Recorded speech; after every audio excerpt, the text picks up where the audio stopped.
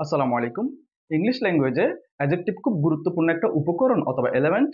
Adjective যদিও বিশাল একটা জগৎ, আমরা আজকে খুব সহজে অ্যাডজেক্টিভ চেনার চেষ্টা করব কিছু কৌশলের মাধ্যমে। চলুন দেখে নিই।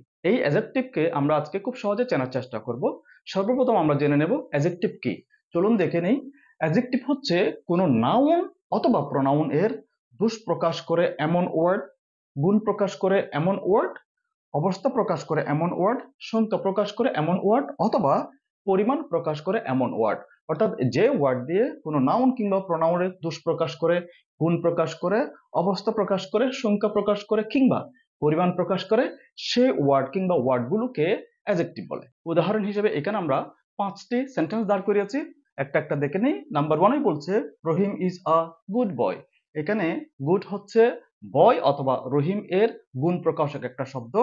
2 নম্বরে আছে he is a bad student. সে একজন খারাপ ছাত্র।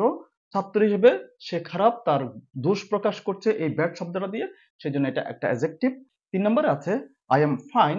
আমি ভালো আছি অথবা আমার অবস্থা এখন ভালো। এটা দিয়ে আমার অবস্থা বা আই এর অবস্থা প্রকাশ করছে। 4 নম্বরে আছে আই হ্যাভ আ পেন। আমার একটা কলম আছে। দিয়ে এখানে কলমের সংখ্যা প্রকাশ করছে।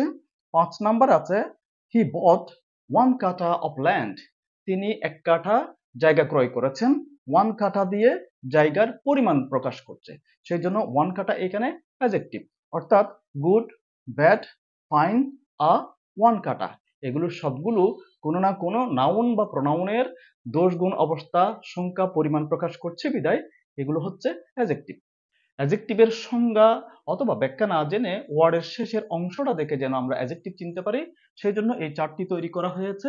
একটা ওয়ার্ড কল্পনা করলাম, ওয়ার্ডের শেষে যদি এই অংশগুলো থাকে, আবার বলছি, কোনো ইংলিশ ওয়ার্ডের শেষে যদি এই অংশগুলো থাকে, অর্থাৎ ইংলিশ ওয়ার্ডের শেষে যদি এই এনটি থাকে, ইএনটি থাকে, এইবল থাকে, বিএলই থাকে, এইটিই থাকে, ARY থাকে, ERN থাকে, FUL থাকে অথবা LES থাকে, তাহলে ওই ওয়ার্ডগুলো হবে অ্যাডজেক্টিভ।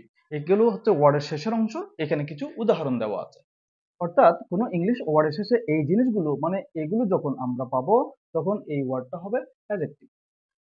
চলুন আরো কিছু উদাহরণ আমরা দেখে নিই। অ্যাডজেক্টিভকে খুব সহজে চেনার জন্য ওয়ার্ডের শেষে যে শব্দাংশগুলো আমরা খুঁজে নেওয়ার চেষ্টা করব, সেরকম আরো কিছু শব্দাংশ আছে। চলুন আমরা একটু দেখে নিই। যেমন CIAL, শল, এটার উচ্চারণ হবে শল। স্পেশাল। SIAL, এটার উচ্চারণ হবে শল। কন্ট্রোভার্সিয়াল। TIAL, এটার উচ্চারণ হবে শল। পটেনশিয়াল। TIVE, affirmative. SIVE, শিপ। এক্সক্লুসিভ। SSIVE, শিপ। Aggressive. IAN, European. IC, poetic। OR, junior, senior ইত্যাদি। ING, interesting. SOME, some, handsome. OUS, precious. AL, national ইত্যাদি। ইংলিশ ওয়ার্ডের শেষে এই শব্দাংশ যদি আমরা পাই, তাহলে আমরা নিশ্চিত হব যে এটা adjective. Thank you very much.